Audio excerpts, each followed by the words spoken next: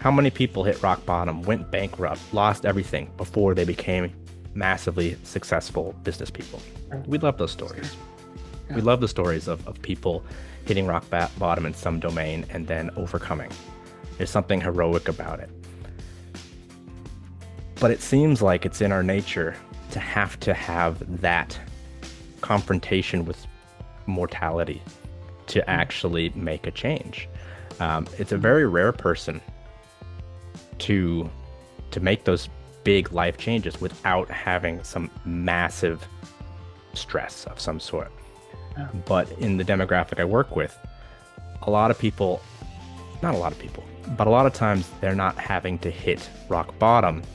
What they're doing is having kids. And then they see, there's something outside of me that I have to be better for.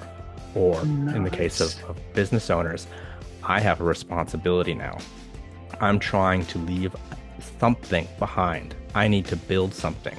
And biologically, it's kids, but from a like societal standpoint, businesses and the creation of some entity is another way to do that. And once people get invested in that process, they're like, I want to keep doing this.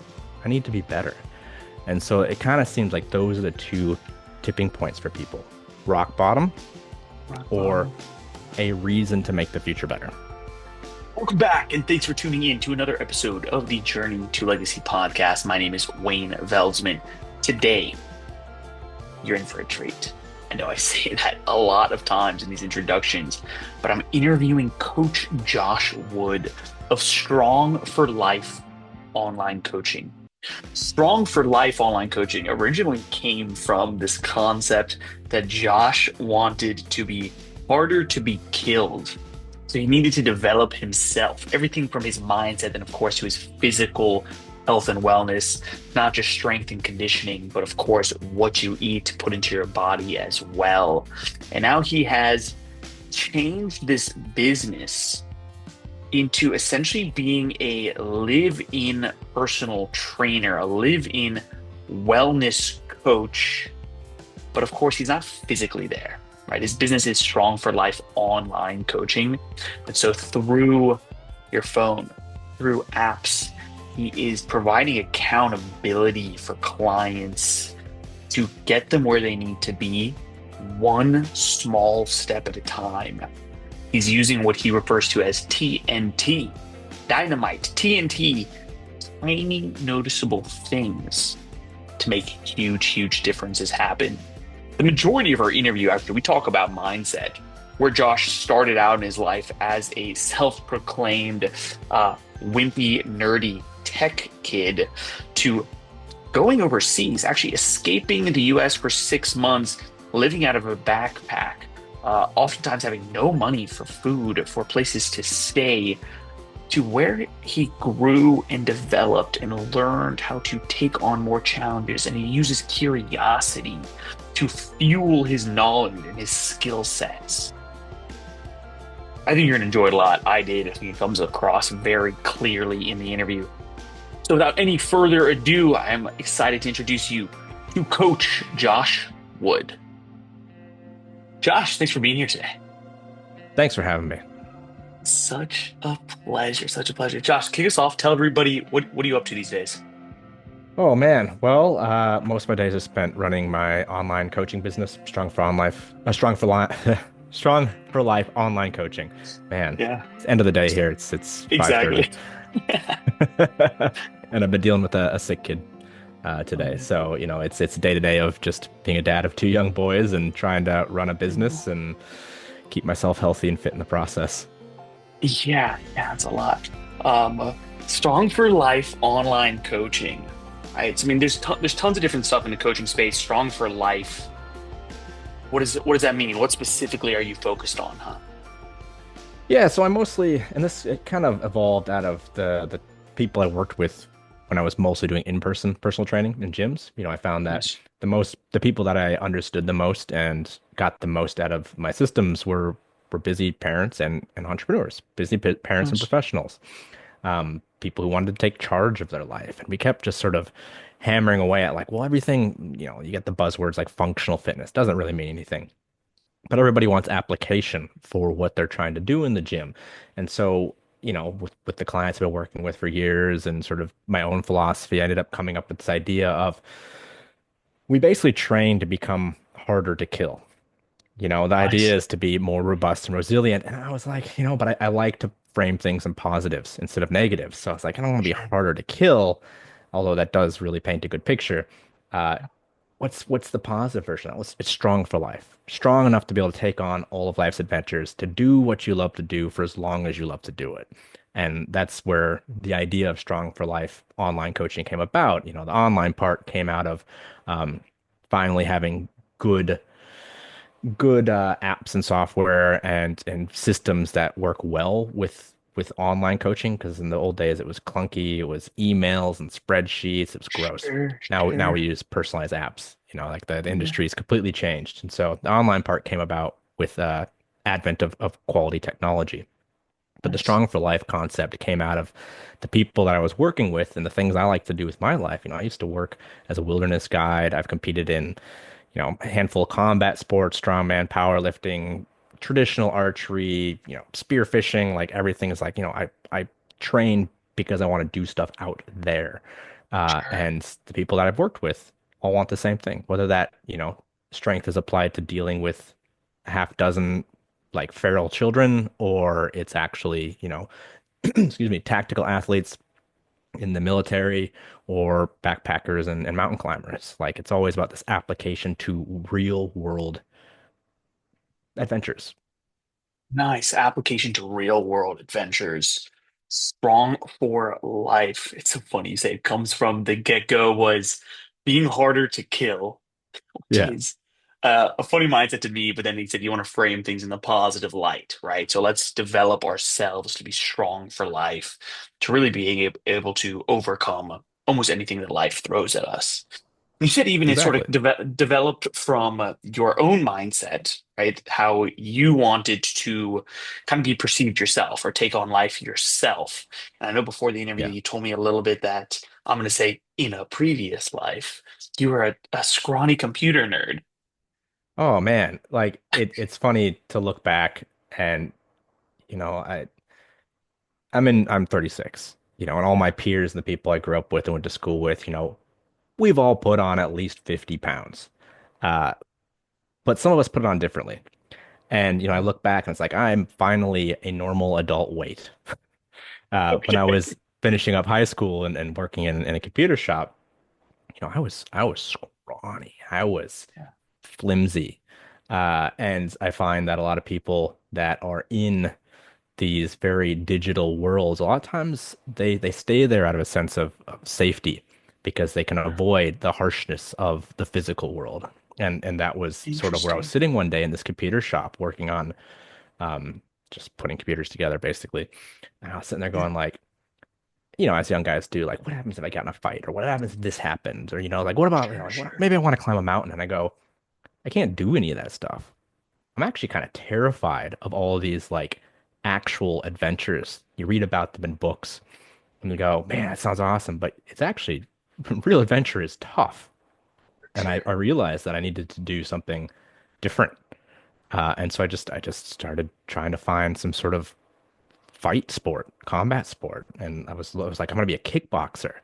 But they didn't have kickboxing in my hometown. So I started MMA.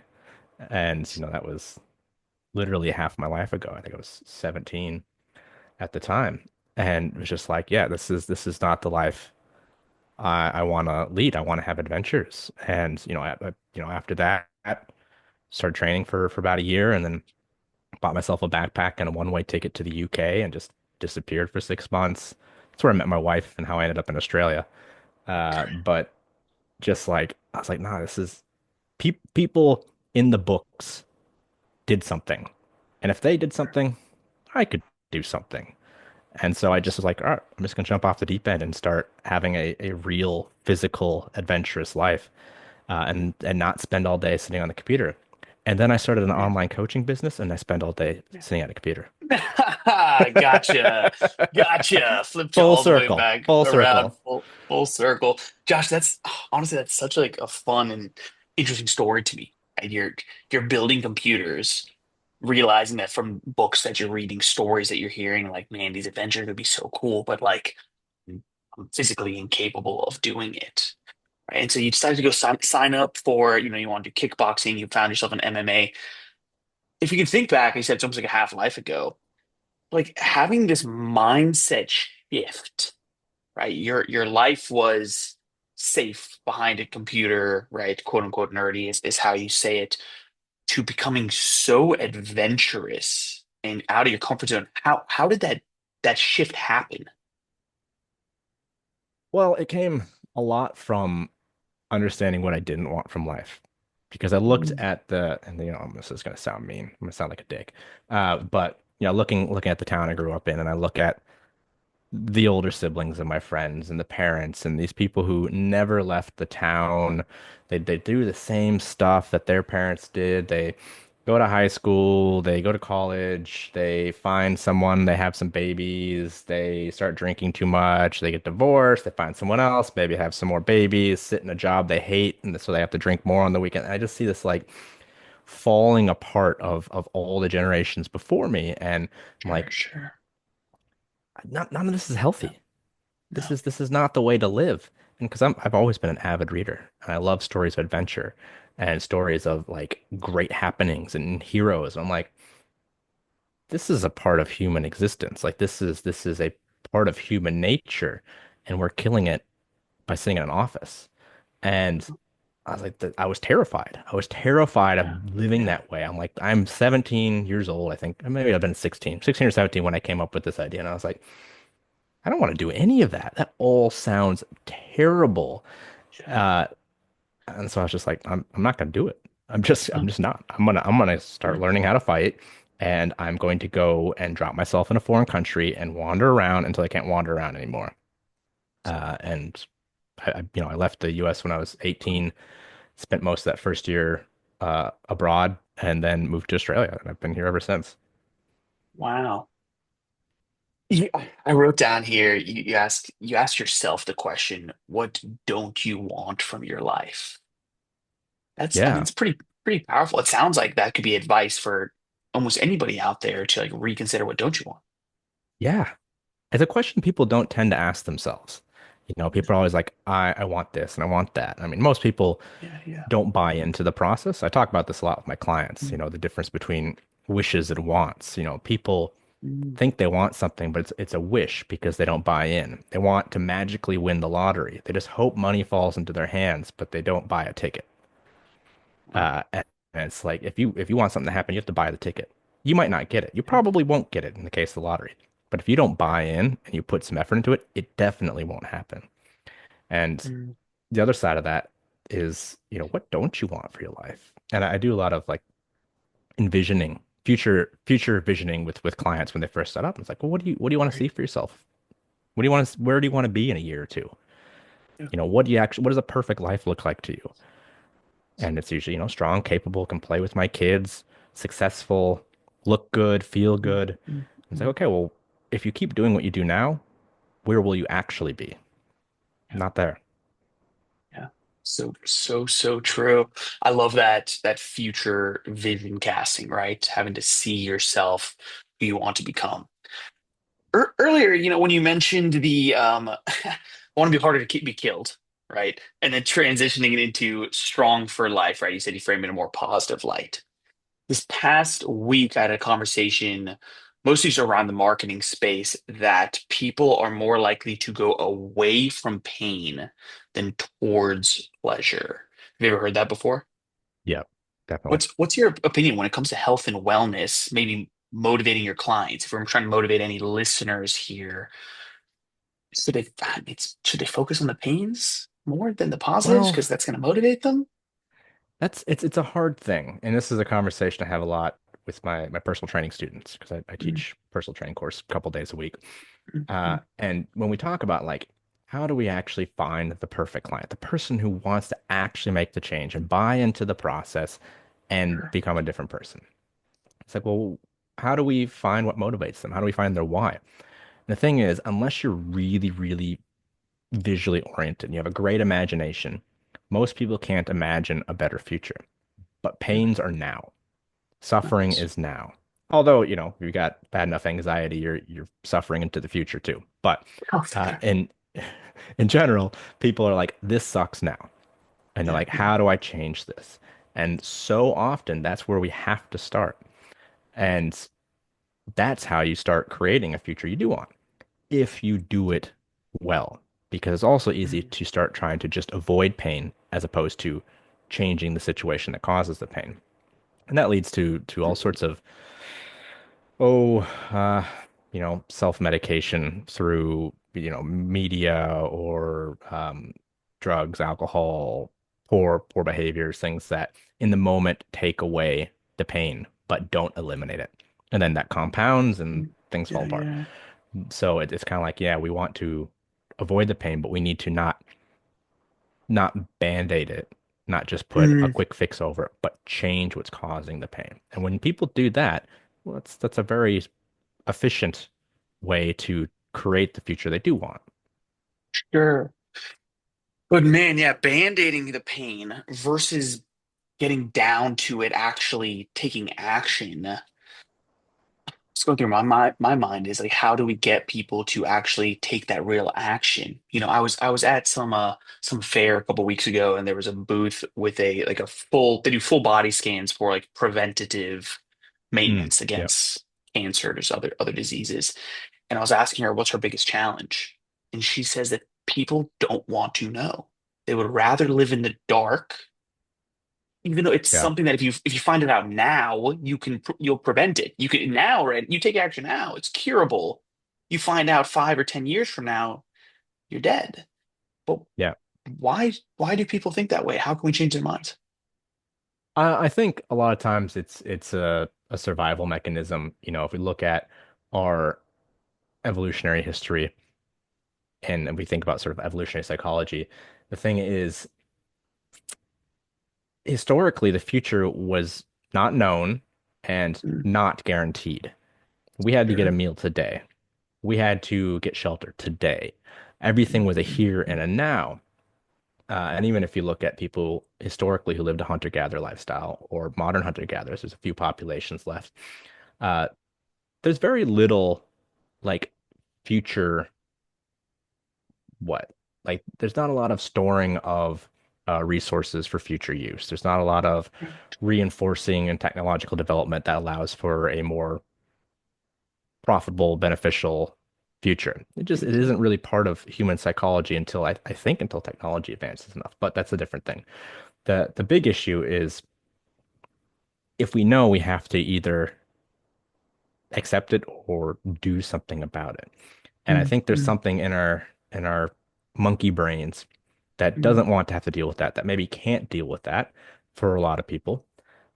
And generally what I see is that getting people to actually make a change has to be something concrete has to happen to them. So if we look at the general health of the West, mm. average, normal is fat and sick. Normal is you are maybe 10 years off of a heart attack if you don't change something. That's normal. Yeah, My TEDx talk was all framed around the obesity epidemic. Right now, obesity, overconsumption of food is a bigger health risk worldwide than hunger is, which is that blew my mind. insane. Blew my mind. Insane. Like, as a species, like, wow, how does this happen? Only species in the world that's ever existed where we have so much access to caloric intake that we are Mm, eating ourselves to death while undernourishing ourselves. And it's a crazy thing. So 60% of people are overweight or obese. A billion people worldwide have obesity. yeah, 37 million kids under 5 are overweight. Like yeah, wild that's stuff. crazy. We know that means sick. That means Uh, unhealthy, mm, mm, mm. but it's normal. People don't do anything about it until you're a 40-year-old dad and you have a heart attack or a stroke, or you trip and fall and break your ankle when you should be able to just step up the stairs. Something you have to hit rock bottom most of the time to Mm, actually go, oh, this needs to change. And we see this, in if we think of like financially. How many people hit rock bottom, went bankrupt, lost everything before they became massively successful business people? Sure, We love those sure. stories. We Yeah. love the stories of people hitting bottom in some domain and then overcoming. There's something heroic about it. But it seems like it's in our nature to have that confrontation with mortality to Mm, actually make a change.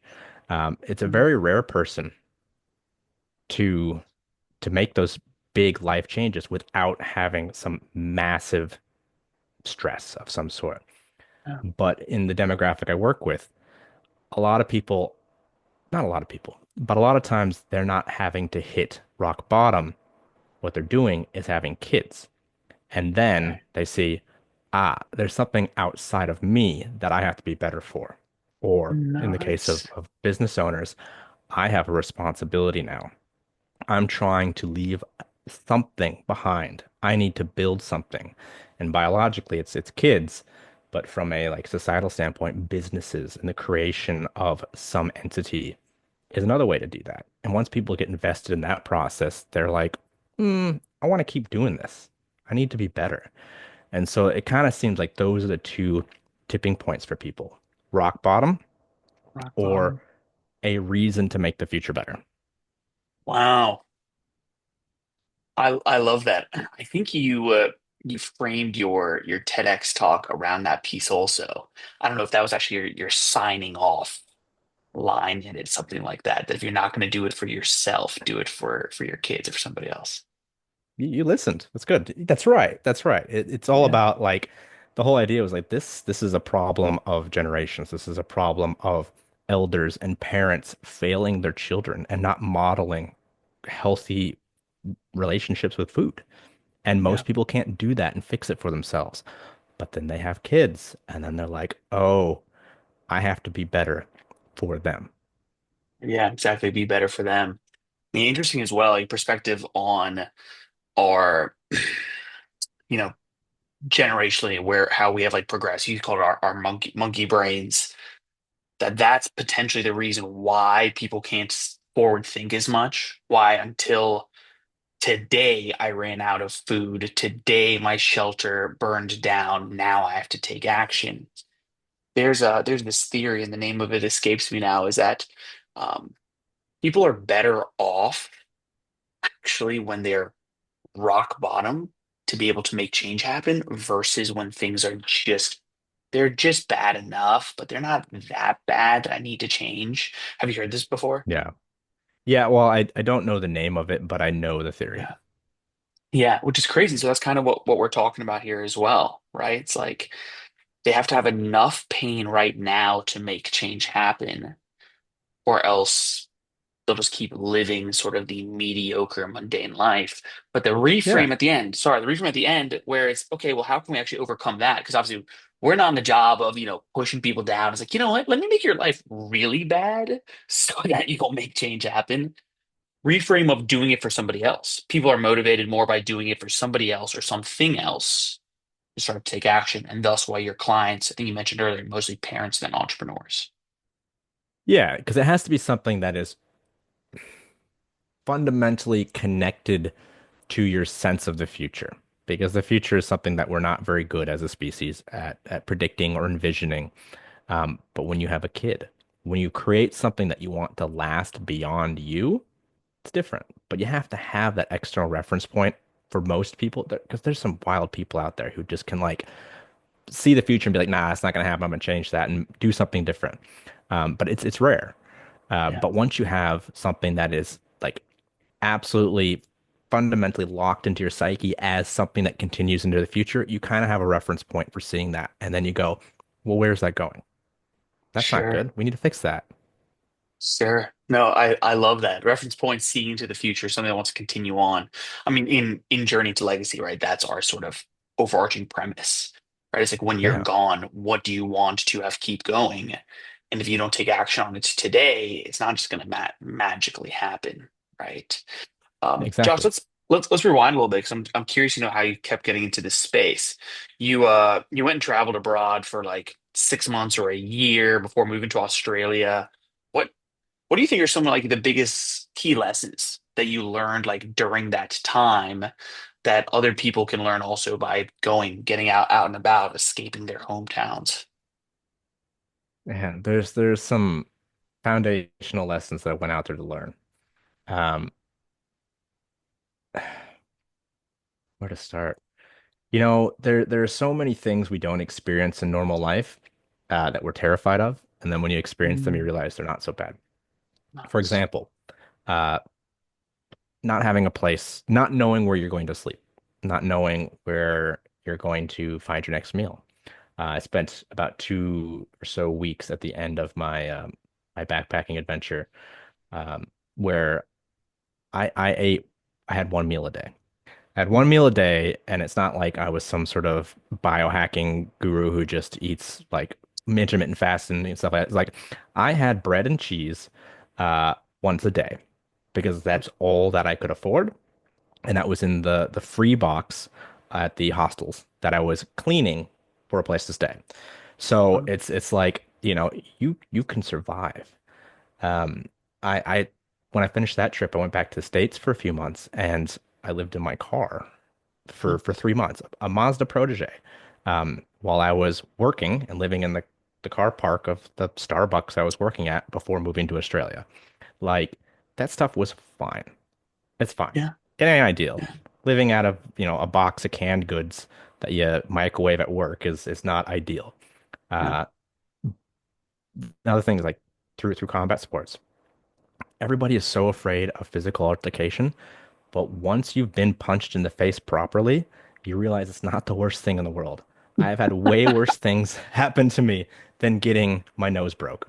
Like Yeah. it's like we're so terrified of these things, but then when they Mm, happen, you're like, you mm. know what? That wasn't so bad. My I'm not mindset dead. around it potentially happening was worse than the actual event, which is Oh, which is pretty common. So I mean, I went out there. I was 18, yeah. like I went out there to challenge myself. Which it's interesting because I look back at that. I think, oh, that was fine. I'd do that again, but there's no way in hell I'd do it with my kids. When Oh, they're older, they can go off and do interesting. it on their own. Yeah. But the reframe happens when you have a family and you're like, I know Mm, what that's like, and that's fine for me as an 18-year-old kid living out of a backpack or a car, yeah. but I'm not gonna make my family do that. Yeah. So you have to No, sort of readjust what you consider to be worthwhile and what you consider to be dangerous or painful or not definitely. good and what you want to see for the future. But I went out and I was just like, I'm gonna go till I can't go. I got a one-way Mm, ticket. I don't have any money. I busked. I worked under the counter for cash in hand in a few cities. Like it was just like absolutely playing it by ear. Um, and having that complete instability where you only mm. have whatever skills and whatever you have in your backpack is a massive learning experience. And Yeah. one of the things was that I came away from was, I understand what it's like to not actually have food, Yeah. Yeah. uh, and not have a job and not know where I'm going to sleep, but just that you should be able to rely on yourself. Nice. You need to be able to rely on yourself because you cannot rely on the world. That's relying on luck and fate and other people, and you don't know what's in other people's minds. But at the Mm, very least, you should be able to rely on yourself. And if you don't feel like you can rely on yourself, you need to fix that. yeah. Wow. Being able to rely on yourself is so important. Another thing you mentioned there. Oh, no, now it's gonna escape me. Let me ask you this one. So I asked a couple questions beforehand. I asked you a key lesson, so you filled out a little while back. Key lesson that you've learned that you want to share. You said tenacity is the most powerful trait for anyone wishing to accomplish anything. Sounds like that's a little bit of what you're talking about, but Yeah, that sounds about give right. me give me a little bit more. Tenacity is the most powerful trait for anyone wishing to accomplish anything. Anybody who's accomplished anything, any good story you've read about someone doing something and you're like, man, that's awesome. They didn't give up. And it's like any great biography, someone doing amazing. One of my favorite nonfiction books is called Ascent by Chris Bonington, and he's a big time mountain climber. Like, Nice.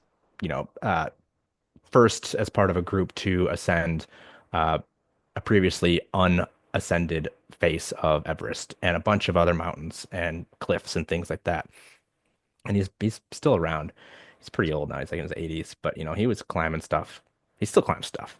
And I read that and I'm just like, man, like that guy doesn't give up. But most of what I read is fantasy, and it's like the beauty, what is it? This is a quote, something like, you know, fiction is the lie that tells truths. Fantasy stories, the reason we like them so much is because they speak to us on a primal level. If we think about every big quest or adventure that happened in a story that we love, it happened because someone didn't give up. No one's going to read a story about a guy who was trying to go on some quest to find some magical item and he sees a mountain and goes, "Well, I guess I'm going home." Too big Like, for me. yeah, like, oh, maybe I'll wait around until someone builds a gondola up the mountain for me. Yeah, Like, yeah, yeah. no, they were like, well, this is what I have to do to accomplish what I want to do. And then they just keep doing it. And it's through the challenges and the suffering and the overcoming that the story gains meaning and Yeah, it speaks to us. Every single one is about someone overcoming. And any great story follows that basic pattern. And yet we're so quick to go, no, this is good enough in real life. Mm. And it's like, what's the line in Troy, the movie? That's why no one will remember you. It's like, this is like, if you're sitting here listening to a podcast about how you're going to leave your legacy, the number one thing that you need is to not give up. You can change course, you can change your goals, which is a smart thing to do most of the time. But if Yeah. you give up, there's no legacy. No, yeah, giving up is the only thing, right? They say like failure, the only real failure is giving up, right? Everything else is sort of just like, little pit stops along the way. Yeah. Couple things just to reiterate here and based on what you just said. Earlier, you mentioned that we often make it worse in our minds than it actually ends up being in real life. I want everybody just to hear that because, like, shoot the shot, take the chance, right? You're making it worse in your mind than it's actually going to be. And then you said through suffering and challenge comes meaning. Are you familiar with Viktor Frankl at all? Uh, yes, but not anything specific. Viktor Frankl wrote a few books, and one of his most famous ones is called A Man's Search for Meaning. He was Ah, right. a psychologist in the Holocaust. He Got it. was Jewish Holocaust survivor that was in the camps, and he wrote these books afterwards. And he basically defined that the meaning of life comes through suffering. And so it's interesting. That's essentially what you said there. And so we all need to realize that, if we just go on a walk and to go on an adventure and we see the mountain, we're like, nah, it's going to be too much. I don't want to suffer up that mountain. You didn't The learn end. anything. Yeah, you didn't gain anything. Where there's no meaning in that life. So don't be afraid of suffering. You're often making things worse in your mind. But suffering, I mean, I was Yeah, gonna say suffering has bad connotations, which it makes does. sense because it's suffering. But if we can reframe and say Frame it. overcoming challenges, Yeah. challenging yourself. When Yes. we say challenging, people are like, yeah, okay, yeah, I like challenges. People like to be challenged, like a little difficulty, but you say suffering. That's the secret, though, is any challenge requires a Yeah. certain amount of suffering. But Yeah. don't tell people that. It's just Don't tell overcoming people that. challenges. Reframing it to overcoming Yeah. challenges. I like it. So Josh, fast forward us a little bit here. When did you start actually getting into specifically like health and wellness, right? Because you've gone through this self-discovery journey now in your life, figuring out everything from, wow, you like I said, bussing tables, working for cash under the counter, living in your car, moving to Australia. Where did this passion for real health and wellness come from that you're actually teaching all your clients today? Well, I mean, you can't do any of that stuff if you're not reasonably healthy and Sure, reasonably capable. But sure. it came out of the combat sports. Like I followed um, sort of training with jiu-jitsu and MMA for quite a while, more so on the striking side of stuff for quite a bit. And I did that overseas when I was backpacking. I did some jiu-jitsu above a pub in Belfast, Ireland, and in Uh-huh. Scotland at a university club. And like I just sought it out everywhere I went and moved to Australia, started training more consistently because I had, a job and a place to live and somewhere to train regularly. And it was just kind of like, oh, this is really neat. Like I like breaking the body, but how does it actually work? And so I was like, I should learn this because I'm a pretty curious guy. And so I just started studying massage. And I was like, this seems like a good place to go. Yeah. This will give me some good foundational knowledge. And so it came out of the combat sports stuff. And then I did my massage course. I think I was 20 or 21, and I started working in a clinic at 21. And then about the end of that year, I started teaching the massage courses at the place that I learned from. And just, I mean, that's 15 years ago.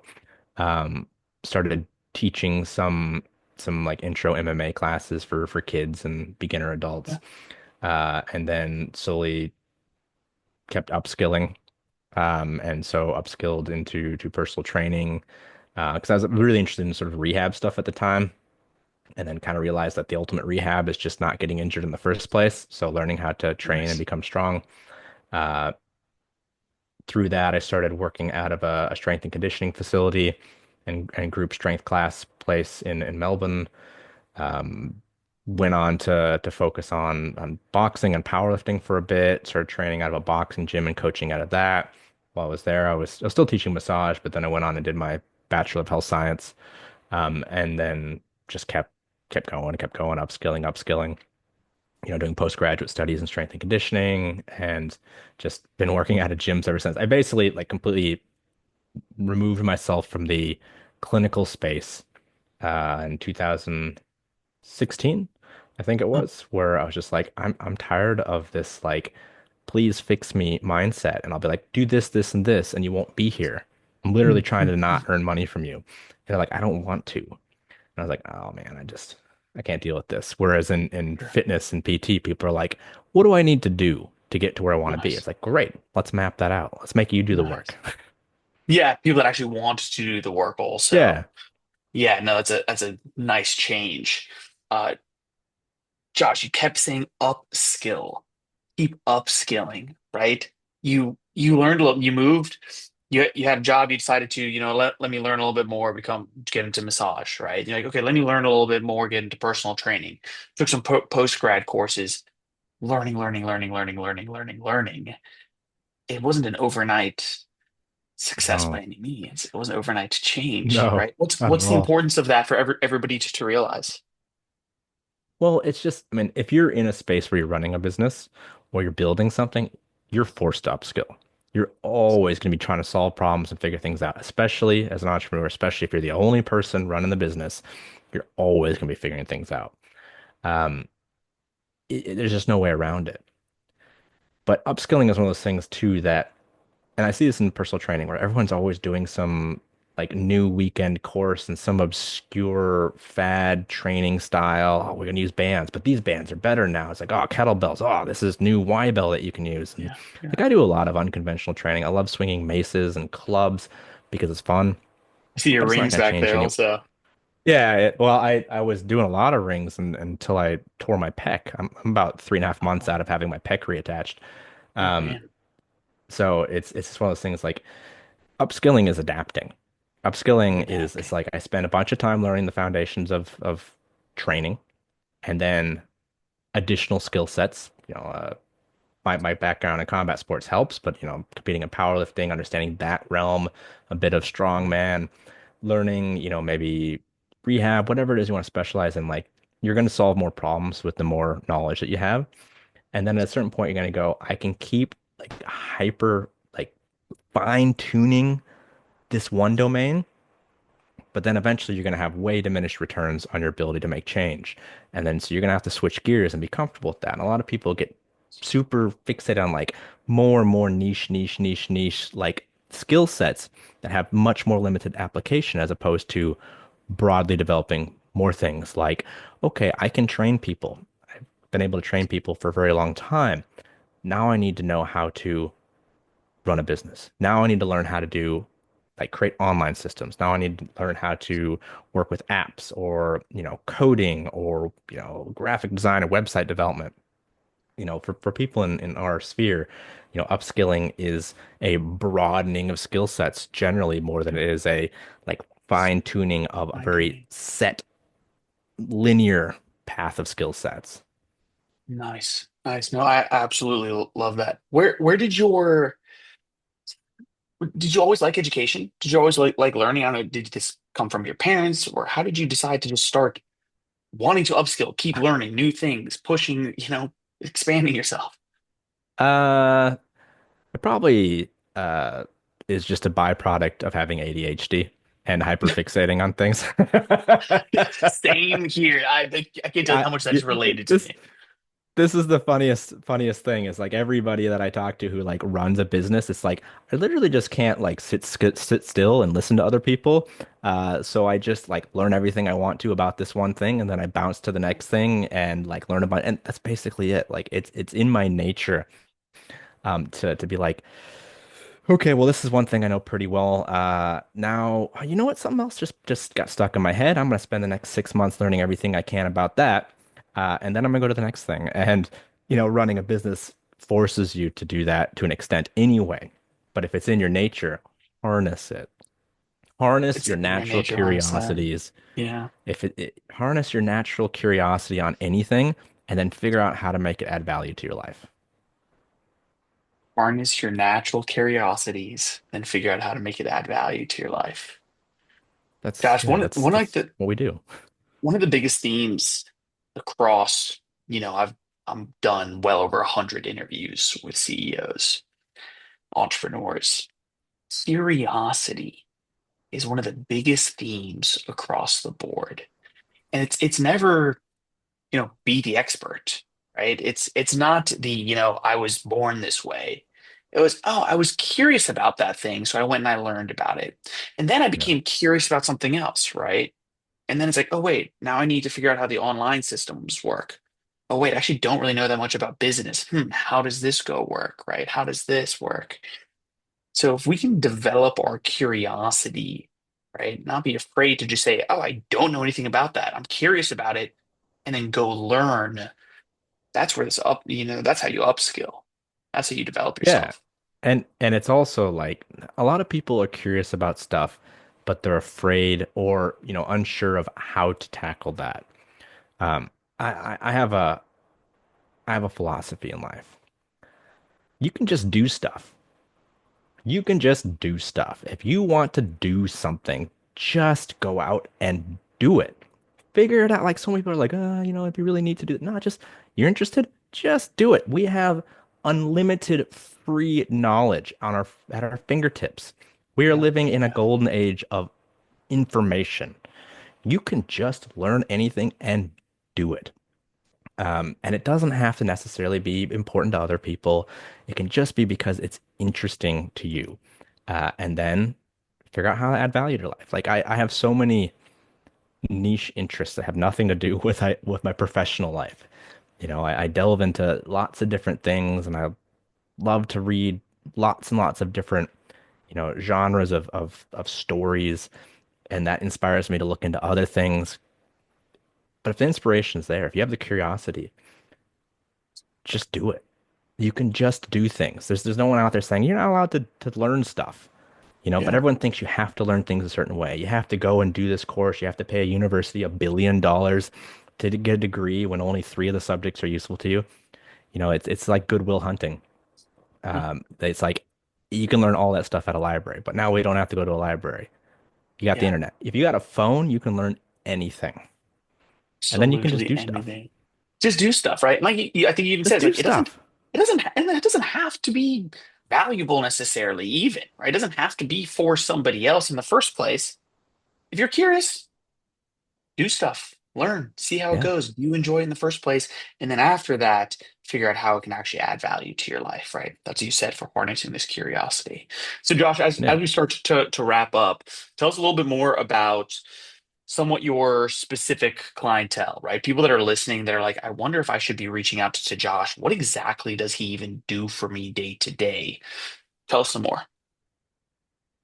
All right. Well, um, I've got a pretty diverse clientele, and it's one of those things. The hardest part of my business is explaining what I do, because people think, oh, personal trainer. It's like, well, kinda. So my whole business concept is around the idea of creating a live-in personal trainer without having me live in your house. Because to be fair, I don't want to live with you. Uh, I like my space, and you probably don't want me in your space, judging everything you do. But how do we create this live-in situation where we have this immersive coaching experience without actually having me in your space? Because, you know, what, 60% of my clients are not in Australia. They're not local. I live on an island, Yeah. Tasmania. So I'm a long way from people. Uh, but it's this idea of like creating this immersive coaching experience through technology. You have a live-in personal trainer in your pocket. And sort of going back to my basic branding concept of Strong for Life, my goal is to figure out where people are at and where they want to get, where they want to be. So that future vision, where do you want to be? And then how do we make that happen with the smallest, most valuable increments? So I don't do this whole like, okay, here's a program, everything you need to do. Here's 12 weeks of meal plans. All right, go do your thing. It's like, no, no. Where are you at now?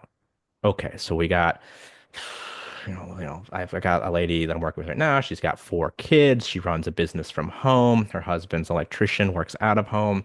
Um, busy, very, very time poor. Super. So it's like, okay, what's the minimum we have to do to get you to where you want to be? And it's like, okay, well, we're going to start off doing 30-minute sessions at home. And I'm going to write up your program. I got instructional videos. You send me videos of what you're doing. I'll come back to you with coaching videos. We'll go back and forth. We're going to do a food journal. We're going to look at where you're at with food, and then we're going to make the smallest change necessary to create some value in your life and stair step those and stack those up like bricks. And I call it TNT. We're going to focus on tiny, noticeable things each day. Because if you've got a mountain in your life that you need to get through, over, or whatever, uh, the easiest way to get rid of a mountain is TNT. Blow it up. But TNT is actually stair stepping lots of tiny things. And so it's like, just starting off like, let's just get you moving. Let's get you comfortable with exercise. Okay, let's make that a little bit more. Let's create some accountability around going to the group classes you like to do. Oh, you like to go to yoga? Great. We're going to make a little box in your calendar, and every time you go to yoga, you get to write about what you do. Tick that box. The app goes, whoosh, gives you some confetti. You get a little dopamine. We're sweet. We're going to start looking at your sleep and tracking that over time. All right, let's see how your energy levels are. Let's look at how those things fluctuate over a 28-day cycle. Let's see how you're progressing with your exercise. And so, sort of fleshing out this holistic coaching system around exercise, nutrition, sleep, lifestyle. And in this case, this is a great example because it's like the hardest possible client to work with, not as a person, but stay-at-home mom, 4 young kids, runs an online business. Like, where do we find the time? 6 months later, she's down 30 pounds. All it was just stair stepping little things, understanding that you don't need to go to the gym. Workout clothes are a sham. You wear whatever you want. Train in your living room with a couple dumbbells and some bands. Let's start looking at your food. Let's get some protein into. You know what? I think you're going to have better luck if we add in a small breakfast that gets your protein intake up. What's that? You're not hungry all the time anymore? Weird. How about that? And you stair step all these tiny things. And, time poor as all Beautiful. hell. 6 months later, 30 pounds down.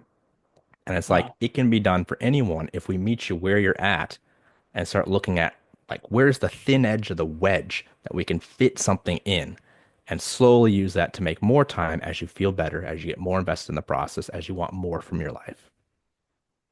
Beautiful. But it Absolutely beautiful. doesn't make a very good elevator pitch, you know? There's a lot to say.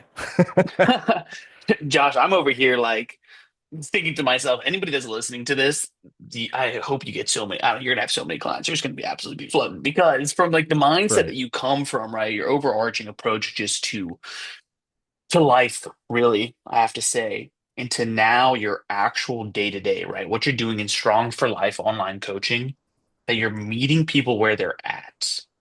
And then you're taking the smallest steps possible to reach your goal. This T and T, so interesting, man. Tiny, noticeable things, right? And that's all it takes. Oftentimes, we're all making it a bigger problem than it actually is, right? We look at this Yes. thing of like, there's no way I can start a business. There's no way I can lose 30 pounds. Well, you can actually just go ahead and start researching a little bit more about a business you want to start. You can go on a walk, like do these tiny noticeable things, and huge results will compound over time. And so I really love that approach to your coaching a lot. Thank you. And the secret to making it actually happen is accountability. That Nice. is the number one thing that adults lack when it comes to accomplishing their goals. And everything that I do is based around that sense of accountability. Coach Josh is sitting there watching you from across the world, making sure you're getting things done. You're ticking those boxes. We're tracking your progress, and you have to be able to see things happening. Mm. This is why when you download a program and try and do it in your garage, most people don't get anywhere because they don't know how to create the metrics to monitor over time. They don't have any reason to go and do it. When the motivation fades, if you haven't created good systems around accountability, there's not going to be any discipline there. You haven't built the discipline yet. So it's the Nice. accountability that keeps the process going when your motivation fades after January 1st. Nice. Yeah, that's why you're that live-in coach, even though you're not physically there. That's where that Yeah. accountability piece I'm is in your coming phone. from. Yeah, exactly. Right. You're in people's pockets. And Yeah. so Josh, along the theme of the show, right, being legacy, I'm curious to what that means for you. What does legacy mean, and like what's the legacy that you're working to leave on this world?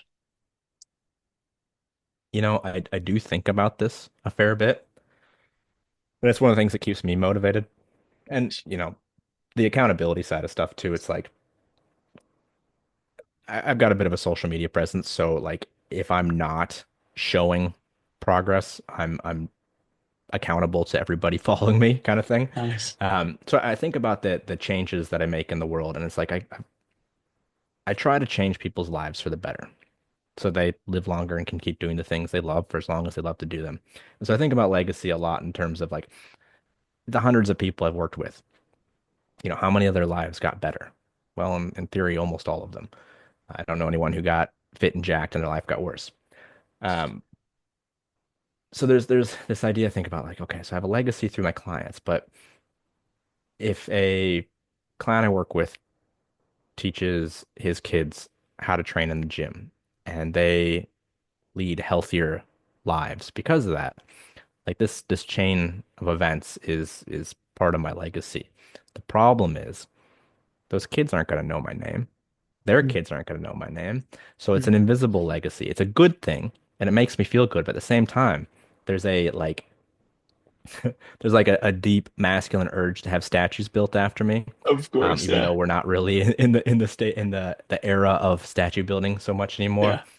Yeah. So I think a lot of my legacy is outside of my business and what I do with that. It's with my family, it's with my kids. And like I'm trying to instill these values in a lot of people, but I'm trying to model them for my own boys because they're going to remember who I am. And hopefully that their grandkids will too. And so there's a very strong sense of I'm doing this for the lineage, for the family name, for Yeah, for sure. like the most foundational and primal sense of legacy, your children and your children's children. Yeah. Yeah. Love that. Making a difference specifically, I said your legacy that you can touch your household, your children, your children's children, and then of course everybody that you're helping, and the piece that you touched on, that the people that you help, well then what about the people that they're now helping also? They might not know your name, but it is thanks to you that those people's lives are changed. And I hope that people are passing it on because I work with a lot of parents, so Yeah. they're training with their kids and teaching their kids what to do, and that brings me a lot of joy. So it's the legacy is getting out there, but I got to figure out some way to attach my name to everything. Yeah, in some way that we got to convince people to start building statues again for sure. Right? Come on. Maybe I'll just build my own statue. Yeah, why not, dude? I Yeah. want you to. Josh, for Nice. everybody out there listening, what's the best place to come find you, come get in contact with you? Uh, I'm on LinkedIn, X, Instagram. Instagram is probably my biggest platform and the one that I share more of my day-to-day stuff. It's all Coach Josh Wood. If you just Google Coach Josh Wood, I come up, YouTube, things like that. Otherwise, my website is just strongforlife.online, and that's where all the links are and all the free resources. I got a bunch of free recipes and training guides and things like that too, which is a good place to start for anybody who's not sure where to start. And that's a wrap, everybody. Thank you so much for being here. Let me know what you thought about the interview. Go connect with Josh on social media, and please drop us a message, drop a comment wherever you're coming across this right here, right now, because whew, man, it's amazing. If you watch the videos, look at my full page of notes over here on Josh. Here's some of my biggest takeaways. Some of the quotes that I wrote down is that ask yourself, what do you not want in life? Josh told us that it's difficult often for people to visualize and project their ideal futures in a positive light, but our pains are now, right? Our pains are now. So think about what you don't want in your life and then take action on those today. He said people are more motivated by doing it for someone or something else, right? Oftentimes, for us in our day to day, I think I mentioned this theory in the interview that, if it's not that bad, you're not really going to make change happen. But when things hit rock bottom, you can make change happen then. But if you don't want to wait till rock bottom, think through who else in your life can you do this for? Your kids is a great example. Or what else in your life can you do it for? If you're an entrepreneur, a business owner, right? Do it for the business, for the future that it's going to create for you, for your friends, for your family, your loved ones, the legacy that you're going to leave, right? The business, even your employees, right? Do it for them. Take action for them if you're not going to take it just for yourself. Josh mentioned that we have to be able to rely on ourselves. Man, how interesting that we often make it worse in our own minds than it ends up being in real life. He used the example of getting punched in the face, having his nose broken, through his mixed martial arts training. And when it happened, it turned out that it wasn't actually that bad. We make things worse in our minds than they actually are. And so start to take action. Right? Use Josh's mantra here of what are the smallest steps possible that we can use to reach our goals, right? Using TNT, tiny noticeable things. So just start to take action. It's not going to be nearly as bad as you think it is. It's not going to be, honestly, nearly as hard as you think it is. It might take longer than you think, especially when we're talking about business. But overarching, it's not going to be as bad as you think it is. We make it worse in our minds. And then last but not least, we talked about curiosity.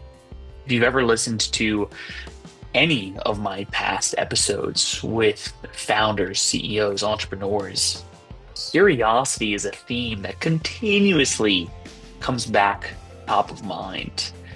And so use that, harness your curiosity. You don't need to be an expert. Nobody starts out as an expert, right? Josh started out as this wimpy kid, and now he's competed in powerlifting contests. Man, he runs this fitness company, this online Strong for Life coaching company, because he started to use his curiosity to learn more, right? He was curious, what does the rest of the world look like? So he went and traveled for a year across Europe. He was curious about health and wellness, so he went and took courses to become a massage therapist, to become a personal trainer, to start teaching people. And then he didn't know anything about online business. He didn't know anything about business, period. He used his curiosity to keep upskilling, right? Learning more, becoming stronger, more powerful, more able to make change. So that's what I want for all of you Right? Use your curiosity. Just take one step at a time to learn a little bit more, develop yourself a little bit more, and slowly but surely start making bigger and bigger change happen. Thank you, everybody, for being here today. If you're listening to this, I want to invite you to come join the Journey to Legacy community. It's a place where we are surrounding ourselves with like-minded individuals, where we're focused on taking small steps. We focus every day on our mental, physical, and financial health. Just improving those three aspects a little bit every day, small steps, is going to guarantee us success, holistic success in life, and going to guarantee that we leave a really meaningful legacy on this world. Come check us out over at journeytolegacy.org. Super excited to see you guys there. And until next time, you've been listening to the Journey to Legacy podcast. I'm your host, Wayne Veldsman. I'll see you guys soon.